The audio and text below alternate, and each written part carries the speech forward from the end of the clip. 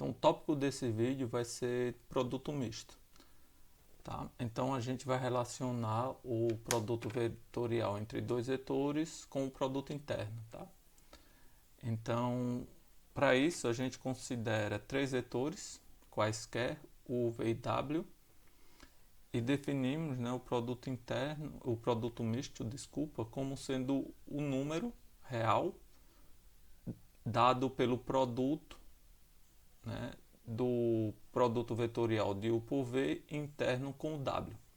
Então observe que isso daqui é um número, tá? É um número real, ok? E a gente vai denotar esse número como sendo com esse colchete aqui, ok? Vai ser o colchete de U, V e W. Observe que, como o produto vetorial não é comutativo, se a gente trocar a ordem desse colchete, né, algumas ordens que se a gente for permutando, pode ser que o produto misto também mude de sinal, tá? Então tem que tomar cuidado e sempre levando as regras de produto vetorial para entender bem quando você permutar esse colchete, né? Se você permutar a ordem, né, dos vetores do colchete, possivelmente vai mudar o sinal do produto, tá? Então a gente vai dar uma interpretação geométrica para esse produto. Então você considera aqui um paralelepípedo, tá? A gente está supondo neste caso que os vetores U e V não são paralelos e o W não é paralelo a nenhuma combinação linear de U e V. Ou seja, o W ele sai do plano que é determinado por U e V. Tá? Então isso vai formar um paralelepípedo. E a ideia é tentar calcular o volume desse paralelepípedo. Tá? A nossa afirmação, a gente vai ver isso, que o produto misto, né, o módulo do produto misto de UV e W dá o volume desse paralelepípedo. Vamos tentar entender melhor isso. Então você tem, para calcular o volume, você precisa calcular a altura. Para calcular a altura, a gente vai pegar, né, observe que a base é o plano determinado por U e V, ok? Que é esse paralelepípedo aqui, né? E a altura é a direção, ela vai estar na direção ortogonal a esse paralelepípedo. E lembra, qual é a direção ortogonal ao paralelepípedo gerado por U e V? Ela é dada pelo produto vetorial de U por V. Então, a altura ela tá contida, né, num segmento, na reta, quer dizer, cuja direção é dada pelo vetor produto vetorial de U por V. Tá? Então, para calcular a altura, a gente vai projetar o vetor W no vetor que é dado pelo produto vetorial de U por V. Tá? Então, a altura é exatamente a norma da projeção de W na direção U vetorial V. Tá? Então, para calcular, aí lembre-se, né, que a projeção ela é dada por essa expressão aqui, onde esse cara daqui, isso daqui é um número que multiplica a direção, né? Observe que a projeção é um vetor, a projeção de W é um vetor, e esse vetor está na mesma reta, ou seja, ele é paralelo a U vetorial V. Então ele é um múltiplo, e esse múltiplo é dado por esse número. Tá? A gente já viu isso na aula. Bom, enfim. Então, quando a gente tira o módulo, a norma, né, o módulo, a gente vai ver que isso daqui vai ser igual ao módulo do número, que é essa parte, ok? Vezes a norma do U vetorial V, tá?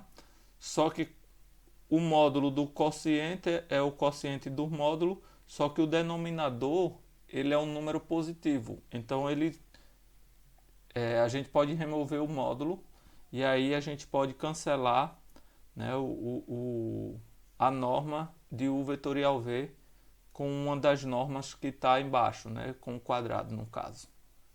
Então a gente chegou que a altura é dado por esse número aqui.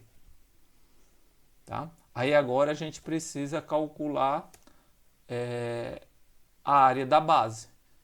Só que a área da base já é bem sabido, tá? Qualquer coisa, só ver o vídeo de produto vetorial, que a área da base do paralelogramo, né, que é dado, que é gerado por U e V, é exatamente o produto vetorial de U por V. Tá? Então, a gente vai ter o seguinte, o volume é a altura vezes a área da base, que eu estou denotando por esse B, e isso daí é dado dessa forma, tá? Onde o B, que é a área da base, é justamente a norma do produto vetorial de U por V, e a altura a gente acabou de calcular. Então, a gente cancela o produto vetorial de U por V, a norma dele, e o que sobra é exatamente o que a gente tinha afirmado anteriormente, né? Que o volume é exatamente o módulo do produto interno de U vetorial V interno com W. Né? Só que aí está uma ordem contrária, no entanto, a gente sabe que o produto vetorial ele é comutativo. Então a gente pode trocar a ordem, né? Aqui. A gente pode trocar a ordem desse cara e escrever como a gente tinha escrito antes. Ou seja, a gente pode escrever assim: U vetorial V interno com W, né? Por quê? Porque o produto interno ele é comutativo. Então eu posso trocar a ordem do produto interno, tá?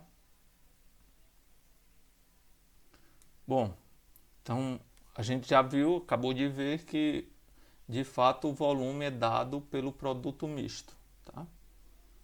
Então agora a gente vai tentar, né, vai fazer essa proposição onde dá a cara, né, como calcular o produto misto, sabendo, fixando uma base e escrevendo os vetores nessa base, né, na base canônica, no caso, que é a base JK que a gente está fixando sempre, ok? Então, a nossa afirmação é que o produto misto ele é dado pelo determinante dessa matriz, onde a primeira linha da matriz são as coordenadas do vetor W, a segunda linha as coordenadas do vetor U e a terceira linha as coordenadas do vetor V. Tá? Novamente, a gente quando for permutar, se a gente quiser mudar a ordem, observe que se mudar a ordem dos vetores, vai mudar a ordem das linhas. E a gente sabe que quando trabalha com determinante, se você muda a ordem das linhas, vai mudando o sinal do determinante. Então, novamente, tomar cuidado, se você trocar a ordem, pode mudar o sinal do determinante, tá? Então, vamos lá provar essa afirmação.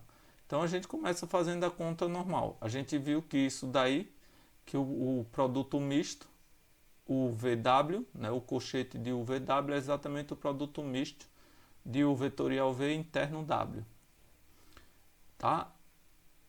O vetorial V é dado pelo determinante dessa matriz que a gente tem aqui. Né? O determinante dessa matriz é exatamente o produto vetorial de U por W.